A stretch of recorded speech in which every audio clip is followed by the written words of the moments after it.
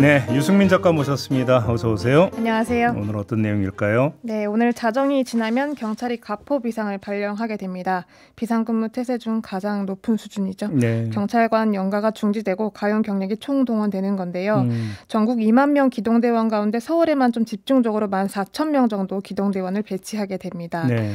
그런데 선고 당일 헌재 일대로 모일 시민이 지금 찬반 측 집회 신고 인원만 13만 명에 달한다고 하고 경찰은 좀 그 이상으로 모일 거라고 추정을 하고 있기 때문에 네. 내일 헌재 일대 현장 통제는 어떻게 이루어지나 좀 살펴봤습니다. 한번 종합 정리를 한번 해보죠. 일단 네. 도로 통제는 어떤 상황입니까? 그 헌재 인근 안국역 사거리를 기점으로 동서남북 방향으로 한 1km씩 지금 전면 통제가 된다고 봐야 합니다. 예. 일부 차선을 열어두고 있긴 한데요. 선고 당일에는 완전히 통제가 될 거고 헌재 앞 차도는 지금도 다니지 못하고 있는 상황이기 때문에 우회를 해야 합니다. 네. 선고 당일날 인파가 더 몰릴 경우에는 종로, 광화문, 을지로 일대까지도 차량 출입을 막을 예정이다라고 경찰은 보고 있습니다. 차량 통행은 이렇고 보행자 통행은?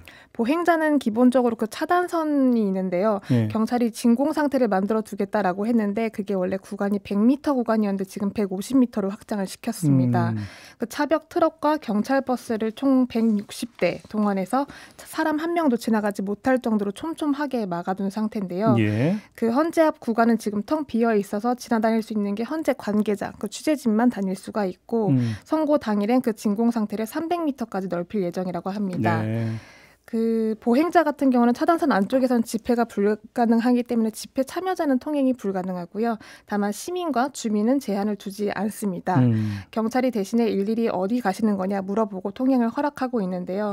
설사 통과를 했다고 하더라도 이제 멈춰 서거나 할 경우에는 차단선 바깥으로 내몰릴 수도 있습니다. 그 인도의 인파가 몰리지 않게 하기 위함이고요. 예. 선고일 임박해서는 폭력 사태에 대비해서 흉기나 위험 물품이 반입되지 않도록 검문 검색도 강화할 예정이다라고 밝혔습니다. 그럼 이제 그 주변 상점이나 학교는 전부 다 이제 문 닫는 겁니까? 그날 하루? 네, 그렇습니다. 11개 학교가 이미 임시 휴업을 하게 될 거고요. 예. 궁궐과 박물관 그리고 미술관도 문을 닫게 됩니다.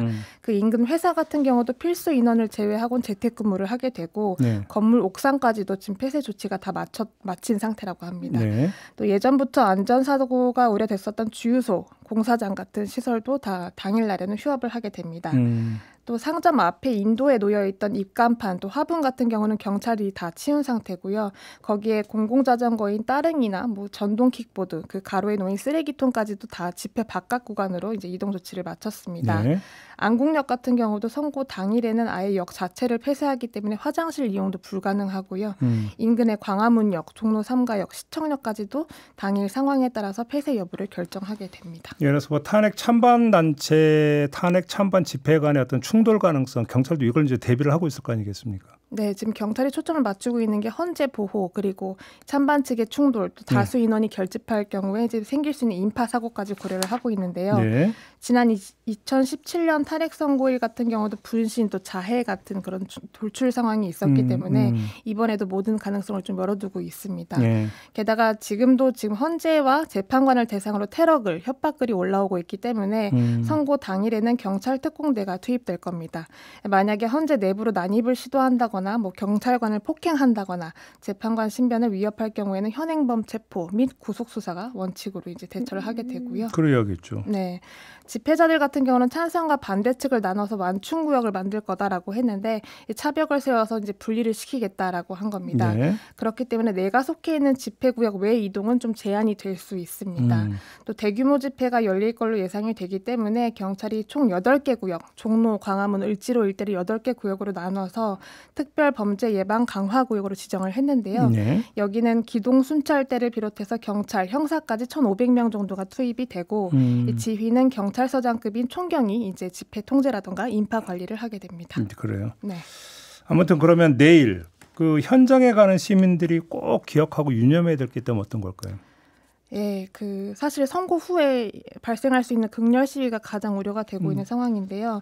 탄핵 찬성 측이 지금 안국역부터 경복궁 앞을 지나서 사직동 일대까지 도로 일대 집회 신고를 한 상황이고 네. 탄핵 반대 측이 안국역 1번 출구와 5번 출구 그리고 광화문 동화면세점 이렇게 분산적으로 집회 신고를 한 상황입니다. 그러니까 차벽을 설치해 놨다고는 해도 사실상 이 근거리에서 맞불 집회가 벌어지고 있는 것이기 때문에 네. 이동을 하다가 혹은 귀가를 하다가 마주칠 가능성은 배제할 수가 수가 없습니다. 그래서 경찰이 당부하고 있는 게 불법 선동을 금지하고 경찰 통제에 적극적으로 협조를 해달라. 그래야 안전사고에 예방할 수 있고 또 사고가 발생했을 때 비상차로 확보가 중요하기 때문에 그 협조를 좀 해주셔야 될 것 같고요.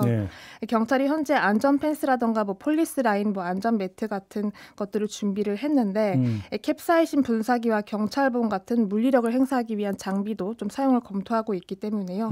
이 장비를 좀 쓰지 않게끔 다들 조심하셔야 될 것 같습니다. 불상사가 발생하면 안 되죠. 안 되죠. 절대 안 되는 거고요. 자, 경찰 기동대도 정말 고생 많이 하잖아요. 도대체 지금 며칠째입니까?